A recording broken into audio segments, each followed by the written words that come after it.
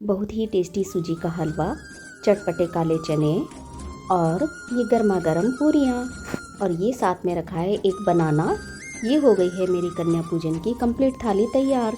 तो चलिए इस मज़ेदार रेसिपी को बनाना शुरू करते हैं। हेलो एवरीवन, मेरे कुकिंग चैनल में आप सबका स्वागत है। आज मैं कन्या पूजन की थाली बनाने जा रही हूँ और उसमें होगा सूजी का हलवा, चटपटे काले चने और क्रिस्पी पूरियाँ। तो चलिए इस मज़ेदार रेसिपी को बनाना शुरू करते हैं। तो यहाँ पर मैं सबसे पहले चटपटे काले चने बना रही हूँ। तो इसके लिए मैंने एक कटोरी काले चने रात को ही पानी में भिगो दिए थे और ये भीगने के बाद में थोड़े से ज़्यादा हो जाते हैं। तो अब मैं इन्हें प्रेशर कुकर में डाल करके सबसे पहले उबाल लूँगी।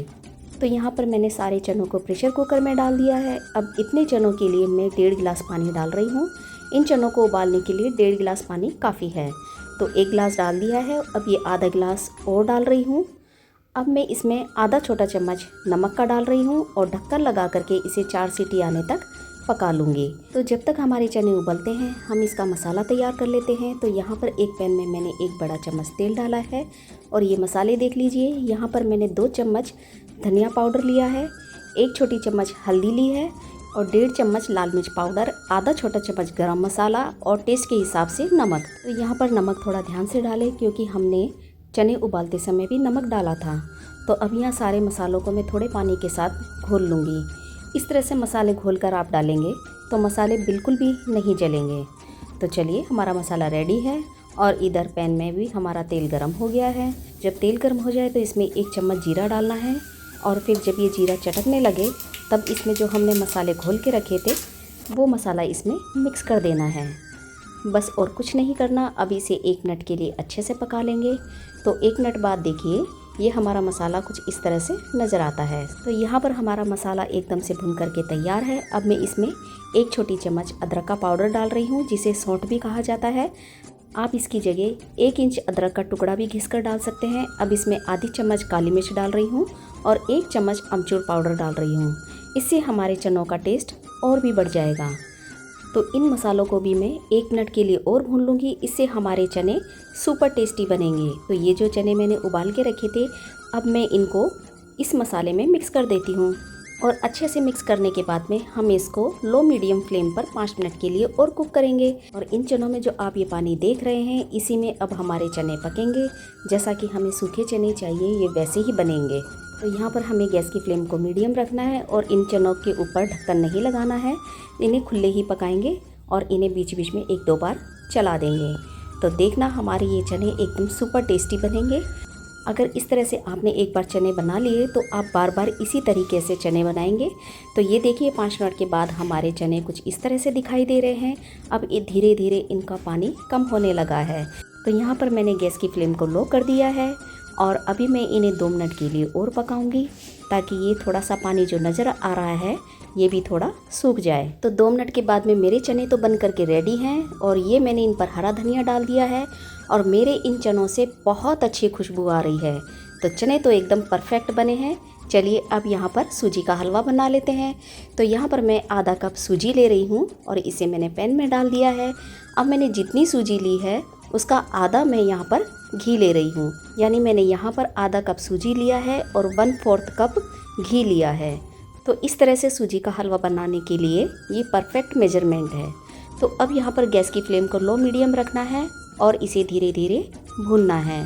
जब तक हमारी सूजी लाल ना हो जाए तब तक इसे अच्छे से भूनना है। तो ये देखिए धीरे धीरे जैसे हमारी सूजी सिकती है इसका घी ऊपर आने लगता है। और सूजी को सेकने में कोई जल्दबाजी ना करे, गैस की फ्लेम को तेज़ ना करें, नहीं तो हमारी सूजी जल भी सकती है। लो मीडियम फ्लेम पर ही इसे सेकें। तो ये देखिए हमारी सूजी बहुत अच्छे से भुन गई है और इस काम में मुझे 7 मिनट लगे हैं। तो अब ये हमारी सूजी का कलर रेड हो गया है, इसका मतलब सूजी भुन गई है। अब मैं यहाँ पर 1 गिलास पानी डाल रही हूँ। इतनी सूजी के लिए 1 गिलास पानी काफ़ी है। तो इसमें पानी डालने के बाद में मैं इसमें 1 छोटी कटोरी भरकर चीनी डाल रही हूँ। अगर आप ज़्यादा मीठा खाते हैं तो चीनी की क्वांटिटी बढ़ा सकते हैं। अब इन सब चीज़ों को अच्छे से मिक्स करना है। अब इस सूजी के हलवे में से खुशबू भी बहुत अच्छी आ रही है। मेरे पूरे घर में इस सूजी के हलवे की खुशबू हो गई है और आज तो पड़ोस में भी पता चल रहा होगा कि मेरे घर में सूजी का हलवा बन रहा है। सूजी के हलवे की खुशबू इतनी अच्छी होती है कि अच्छे अच्छे पागल हो जाते हैं इसे खाने के लिए। तो ये देखिए हमारा सूजी का हलवा एकदम परफेक्ट बना है। अब मैं इसे ढक्कन लगा करके 1 मिनट के लिए लो फ्लेम पर कुक कर लूँगी। इससे हमारी सूजी और भी खिली खिली और टेस्टी बनेगी। तो ये देखिए 1 मिनट के बाद में हमारी सूजी का हलवा तैयार है और मैं इसमें थोड़ी सी काजू, थोड़ी किशमिश और थोड़ी सी बादाम की कतरनें डाल रही हूँ और इन्हें मिक्स कर दूँगी। मेरे पास आज इलायची पाउडर नहीं है तो वो मैंने इसमें नहीं डाला है। और इस सूजी के हलवे में से बहुत अच्छी खुशबू आ रही है। अब इसे अच्छे से मिक्स करके इसे ढक करके साइड में रख देती हूँ। अब मैं यहाँ पर पूरियाँ बनाने की तैयारी कर लेती हूँ। तो यहाँ पर मैं 1 कप आटा ले रही हूँ, नॉर्मल गेहूँ का जो आटा होता है। अब मैं यहाँ पर 1 छोटी चम्मच नमक डाल रही हूँ। आज मैं यहाँ पर सिंपल पूरियाँ बना रही हूँ, इसमें कोई अजवाइन वगैरह नहीं डाल रही। अब इसे पानी के साथ अच्छे से गूंद लेना है। इसका एक सख्त डो बनाना है। जो हम नॉर्मली आटा रोटी के लिए गूंदते हैं उससे थोड़ा सा सख्त रखना है। तो यहाँ पर देखिए बाती बातों में मेरा आटा भी गूंद गया है। इस आटे को आप जितना अच्छा गूंदेंगे आपकी पूरियाँ उतनी ही अच्छी फूलेंगी, एकदम गोल गोल फूली फूली पूरियाँ बनेंगी। तो यहाँ पे देखिए मैंने आटा गूंद लिया है। अब मैं इसे 10 मिनट के लिए ढक्कन लगाकर रेस्ट पर छोड़ दूँगी। तो 10 मिनट के बाद में मैं इसे चेक कर लेती हूँ। आटा कुछ इस तरह से दिखाई दे रहा है। अब इसे थोड़ा सा और गूंद लेते हैं 1-2 मिनट के लिए, ताकि हमारी पूरियाँ एकदम फूली फूली गोल गोल बने। तो मैंने इसे थोड़ा सा और गूंद लिया है। हाथों में थोड़ा सा तेल लगा करके इनके छोटे छोटे पेड़े बनाने हैं। तो यहाँ पर मैं इस तरह के छोटे छोटे पेड़े बना रही हूँ और मैं इन आटे के सारे इस तरह से पेड़े बना करके रख लूँगी, ताकि मुझे बाद में इन्हें तलने में और बेलने में कोई दिक्कत ना आए। तो आप इनके पेड़े पहले ही बनाकर रख लीजिए और फिर बाद में पूरियाँ बेलते जाइए और तेल में तलते जाइए।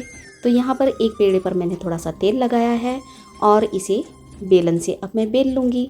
तेल लगाकर पूरियाँ बेलने से यह है कि तलते वक्त हमारा जो तेल है वो गंदा नहीं होता है, साफ़ सुथरा ही रहता है। तो इस तरह से एक एक करके मैंने सारी पूरियों को बेल करके तैयार कर लिया है। तो यहाँ पर मैं 3-4 पूरियाँ पहले ही बेल कर रख लेती हूँ, ताकि मुझे तलते वक्त कोई दिक्कत ना आए और मैं फटाफट पूरियों को तल लेती हूँ। तो यहाँ देखिए मैंने सारी पूरियों को बेल करके रेडी कर लिया है। अब यहाँ पर मेरी कढ़ाई में तेल भी गर्म हो गया है और तेल ज़्यादा गर्म नहीं होना चाहिए, वरना पूरियाँ एकदम से डालते ही जल जाएंगी। यहाँ मीडियम गर्म होना चाहिए।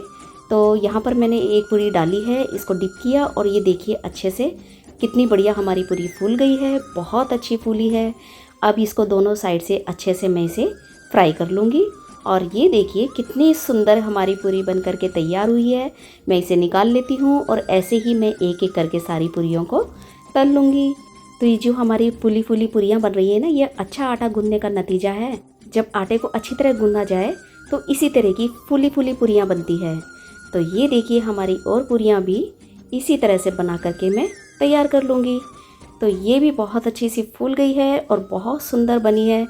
सच में देखिए खुशबू भी बड़ी अच्छी आ रही है। जब पूरियाँ तली जाती है तो पूरी रसोई में ऐसी खुशबू हो जाती है, सब घर वालों को पता चलता है कि हाँ पूरियाँ तली जा रही है। तो यहाँ पर मेरी पूरियाँ भी बन करके तैयार हैं। चलिए अब मैं थाली तैयार कर लेती हूँ। तो ये रहा हमारा एकदम दानेदार सूजी का हलवा और इस हलवे में से बहुत अच्छी खुशबू आ रही है। बहुत टेस्टी हमारा हलवा बना है, एक एक दाना इसका खिला हुआ है और ये एकदम चटपटे खुशबूदार मज़ेदार हमारे जो ये काले चने बने हैं, इसमें से भी बहुत अच्छी खुशबू आ रही है। बहुत अच्छे चने बने हैं, जितने देखने में सुंदर लग रहे हैं, सच मानिए इसका टेस्ट भी उतना ही दुगना है। और ये आ गई है हमारी गर्मा गर्म एकदम क्रिस्पी पूरियाँ, एकदम गरम गरम है। और इन सब के साथ मैंने एक केला भी रखा है। तो ये हो गई है हमारी कन्या पूजन की परफेक्ट थाली तैयार। तो आप भी इस तरह की थाली बनाइए और मुझे बताइए कि आपको आज का ये खाना कैसा लगा। तो एक बार आप भी इस तरह से काले चने और हलवा बनाइए और मुझे बताइए कि आपको ये वाला टेस्ट कैसा लगा। तो मिलते हैं अगली बार एक नई रेसिपी के साथ। तब तक के लिए बाय बाय। तो मेरी आज की ये वाली रेसिपी आपको कैसी लगी मुझे कमेंट्स में ज़रूर बताइए। यदि आपको मेरा ये वाला वीडियो पसंद आया तो मेरे चैनल को सब्सक्राइब करना ना भूलें।